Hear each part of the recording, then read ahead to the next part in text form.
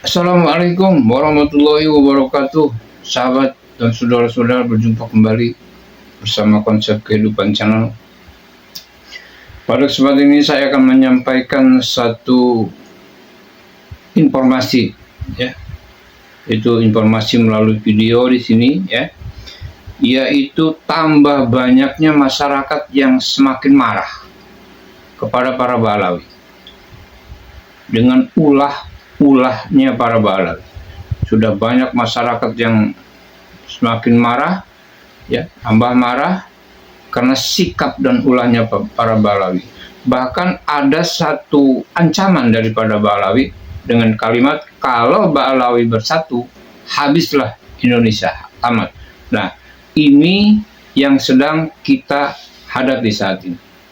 Sedangkan jumlah atau populasi Balawi di Indonesia ini, menurut yang ada catatan pada statistik ini sekitar belum sampai 200 ribuan populasinya, ya, Habibah dan Habib di Indonesia ini. Tetapi suaranya sudah nyaring kayak gitu, ya. Kalaupun ada kalimat yang mengatakan 4 juta atau 5 juta itu bohong, ya. Itu bohong, mungkin itu dengan mukibinnya, ya. Jadi yang ada pada data statistik itu belum sampai 200 ribuan, ya. Akan tetapi suaranya sudah cukup nyaring dan harus kita antisipasi ini semua, ya. Dan pada kesempatan ini ada Kiai Haji Fuad Pleret, ya, dan para ulama yang lainnya yang sedang membahas permasalahan ini yang akan saya sampaikan kepada saudara-saudara sekalian. Dan mudah-mudahan ini menambah satu pencerahan, menambah satu wawasan dan pengetahuan buat kita semua, sehingga kita bisa mengetahui, ya, bagaimana caranya. Dan yang paling penting, kita harus bersatu dan kita juga harus bersiap-siap karena sudah ada ancaman dari mereka, ada perkataan kalau Balawi bersatu, habislah Indonesia. Dan ini menjadi tantangan kepada negara, dan negara pun harus memperhatikan permasalahan ini, harus segera turun tangan atau turut campur atau turun untuk menangani permasalahan Balawi. Baik sahabat dan saudara-saudara di mana saja berada, ya, mudah-mudahan informasi ini sangat bermanfaat, ya, dan ini juga mudah-mudahan menambah satu wawasan buat saudara-saudara semua, agar saudara-saudara bisa mengetahui dan bisa memahami apa yang sebenarnya saat ini terjadi. Baik, yuk kita simak saja videonya, mudah-mudahan bermanfaat. Jumlah Habib dan Habibah di Indonesia, kalau kita cek sensus penduduk, ya, data-data kependudukan, itu saat ini itu maksimal jumlahnya Habib dan Habibahnya itu maksimal hanya sekitar 150-an ribu orang. 150 ribu orang. Sementara penduduk Indonesia kan sekarang ada di kisaran 280 juta. Jadi kira-kira Habib dan Habibah itu sebagai populasi di Indonesia itu cuma 0,05% lah. Ya, itu menurut data kependudukan, ya. Nah, tapi arogansinya luar biasa, menyakiti yang 280 juta bangsa Indonesia itu, yang terdiri dari berbagai macam etnis dan suku bangsa. Dan mereka merasa dan menempatkan dirinya sebagai ras yang paling tinggi, yang paling mulia, dan ya paling hebat lah, sehingga ada video itu tadi itu yang diputar itu menunjukkan betapa arogansi dan rasisme mereka kepada bangsa Nusantara itu tercermin dari video tersebut, gitu. Dan saya berdoa mudah-mudahan Habib-Habib ini benar-benar melaksanakan apa yang disampaikan di video itu, sehingga kita bisa segera menghabisinya, gitu. Kita deportasi atau ya terserah seperti 65, gitu. Karena populasi yang begitu kecil itu menurut saya sangat signifikan, ya, mempengaruhi bagaimana memprovokasi bangsa Indonesia untuk melawan Pancasila, untuk merusak Bhinneka Tunggal Ika, untuk menegakkan daulah khilafah, untuk menegakkan syariat Islam versi tafsir mereka yang radikal dan dungu itu. Dan ini negara harusnya turun tangan. Makanya kemarin saya kecewa itu dengan pernyataannya Pak Menteri Agama Pak Nazarudin. Dia menganggap masalah ini masalah sepele, jangan macankan kucing, jangan kucingkan macan loh. Ini beliau ini paham nggak apa itu peta persoalannya itu? Kalau dipikir teroris ini cuma berapa gelintir kan yang aktif selnya itu. Tapi kan itu membahayakan kehidupan bersama sebagai bangsa dan negara. Nah ini Habib ini jelas mereka dengan berbagai macam topeng peran masing-masing. Mereka itu kompak, baik yang halus maupun yang kasar, baik yang intelek maupun yang dungu.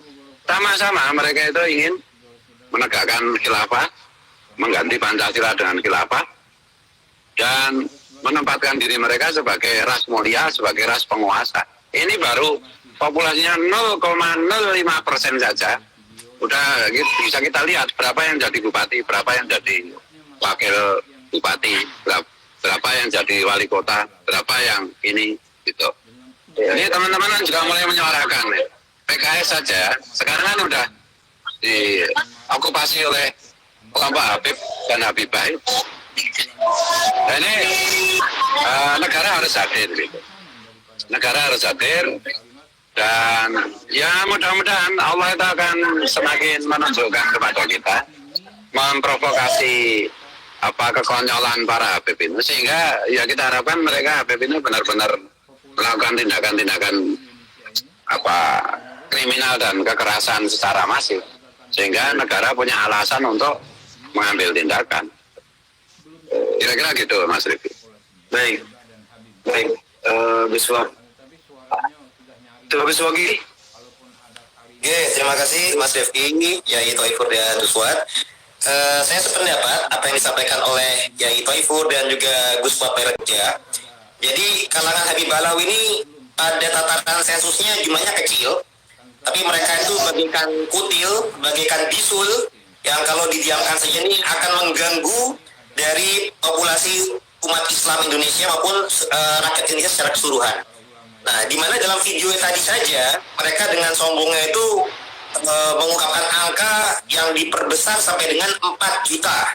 Nah, itu andai kata betul ya, mungkin digabung dengan para muhibin, jumlahnya pun juga masih minoritas. Kalau dari sensus penduduk Indonesia, rakyat Indonesia di tahun 2024 ini sudah di kisaran 282 juta. Berarti kalau distatistikkan hanya sekitar 1,5% saja, Mas Rifki. Dan apabila dibandingkan dengan jumlah umat Islam Indonesia yang sekitar 148 juta, itu berarti sekitar 1,6% saja 4 juta itu. Jadi meskipun secara statistik Alawi itu tidak sampai 4 juta, hanya hitungan ratusan ribu, tapi kalau mereka menganggap punya massa sampai dengan 4 juta yang mungkin digabungkan dengan para muhibin, ini harus diwaspadai karena itu sudah merupakan suatu suara yang menyatakan Indonesia bisa selesai oleh Alawi. Nah ini kan bisa diartikan mau mendominasi Indonesia, bisa diartikan juga mau mengubah atau memimpin secara kepolitikan. Nah biasanya sih orang-orang seperti ini ada berafiliasi dengan HTI atau FPI biasanya ya diduga, dan hendak menegakkan hukum syariat Islam versi mereka. Nah padahal dalam agama Islam itu sendiri kita diajarkan untuk menjaga amanah, untuk menjaga suatu bentuk perjanjian. Jadi para founding father kita, para ulama kita, para umarok kita dari masa sejak Indonesia ini merdeka sudah memiliki kesepakatan untuk menjaga Indonesia menjadi satu bangsa, satu negara dengan patokan dasarnya adalah Undang-Undang Dasar 1945 dan juga Pancasila. Bahkan di Undang-Undang Dasar ayat pasal 29 yang pertama dinyatakan Indonesia ini berdasar atas ketuhanan yang Maha Esa. Nah, artinya meskipun Indonesia ini bukan negara agama Islam, tapi secara spiritual Indonesia adalah negara yang bertauhid, yang berdasar pada ketuhanan yang Maha Esa. Jadi dengan ketuhanan yang Maha Esa ini menjadi jelas Tuhan yang Maha Pencipta, yang Maha Esa, ini adalah juga Tuhan yang disembah oleh orang Islam, orang Kristen, orang Katolik, orang Buddha, orang Hindu.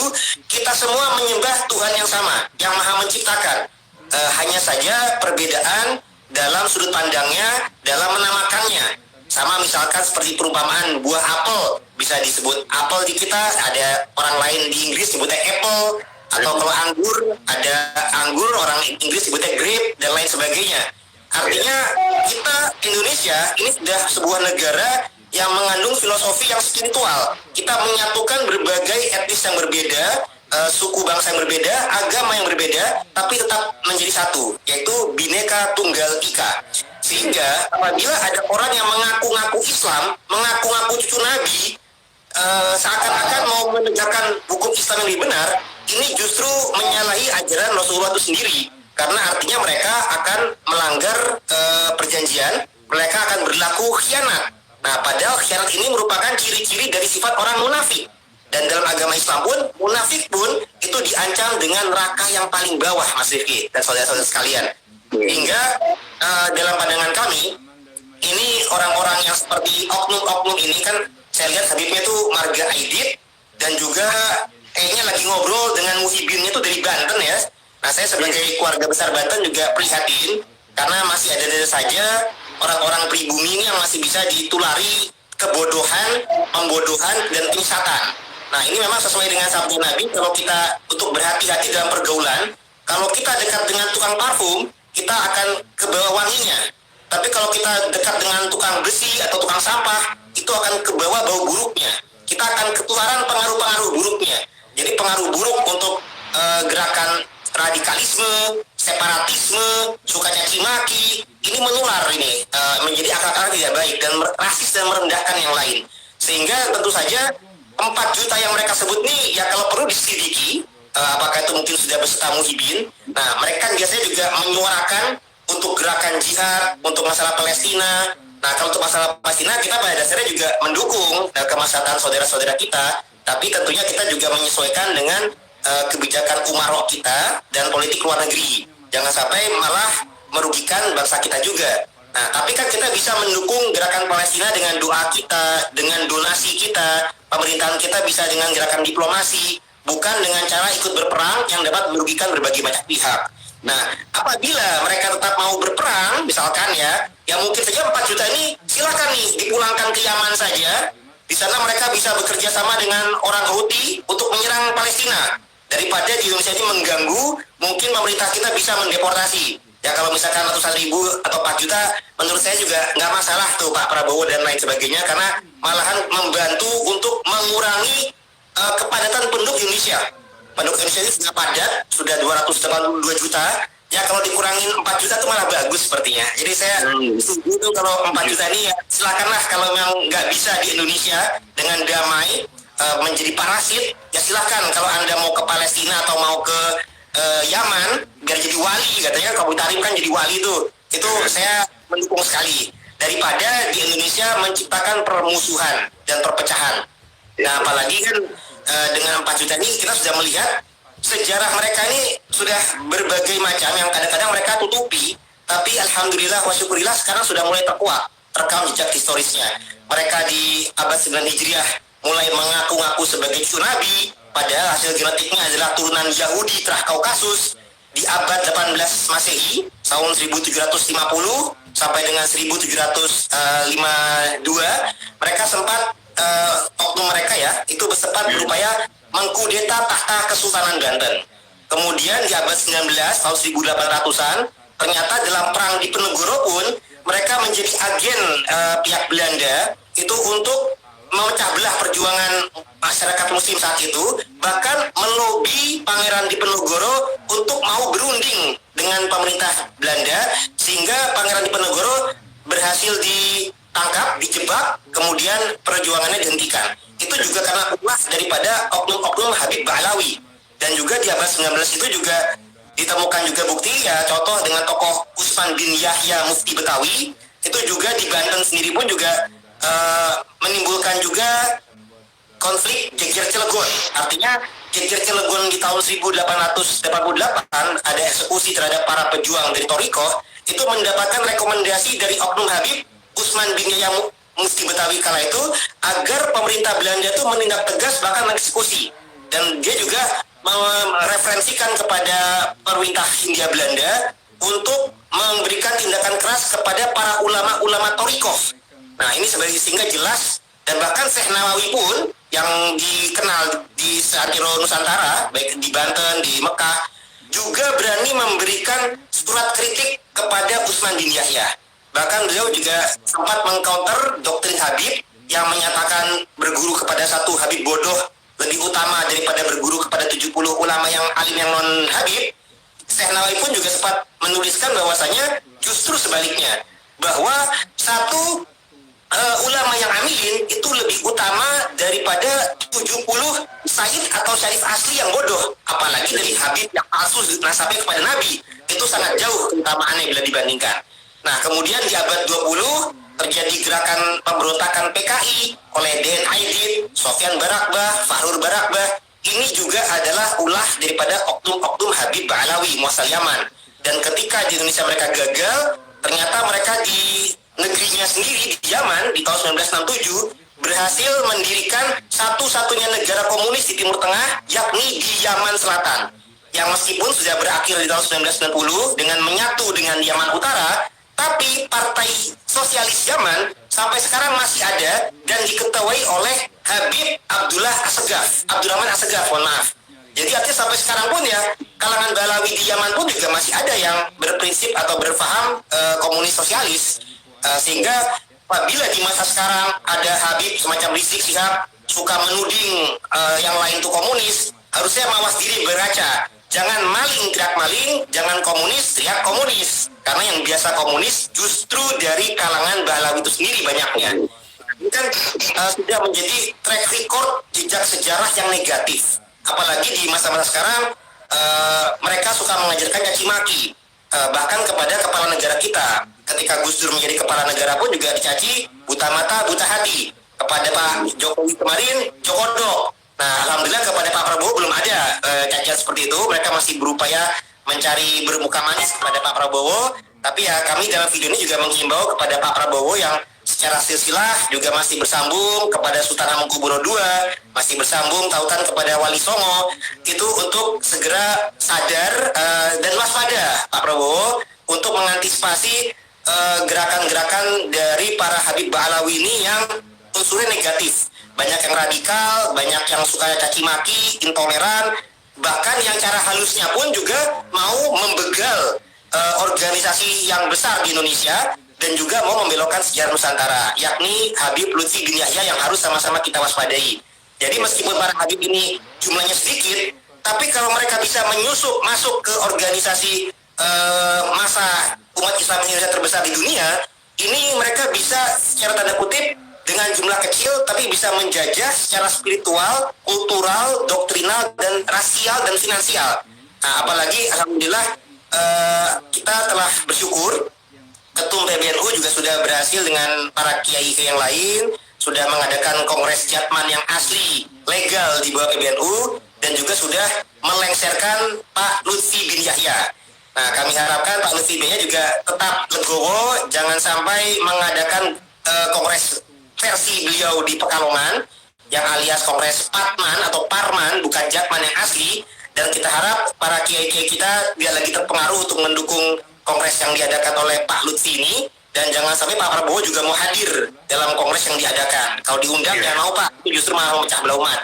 Dan kita bersyukur dengan adanya Kiai Thaifur ini sehingga ternyata di Indonesia Timur pun sudah ada Kiai Nusantara yang moga-moga Kiai Thaifur bisa menjaga umat di sana dengan yang umat yang berbeda agama supaya bisa dijaga toleransinya. Yang dengan umat Islam juga diberi masukan jangan sampai terpengaruh oleh faham radikalnya para Habib Yai, karena ini semua sangat berbahaya bagi keutuhan negara kita karena sudah punya track record yang jelas. Dengan 4 juta itu kalau mau bergerak insya Allah kita akan siap menghadang, kita siap sebagai warga Indonesia, kita punya hak untuk bela negara, kita siap kerjasama dengan aparatur pemerintah, dengan TNI, Polri, dan institusi terkait, apakah itu BNPTK, apakah itu Densuska. Intinya ini harus kita waspadai bersama bukan sekedar dihadapi oleh keluarga yang pro Kesis Keimat saja, bukan hanya pro Wali Songo saja,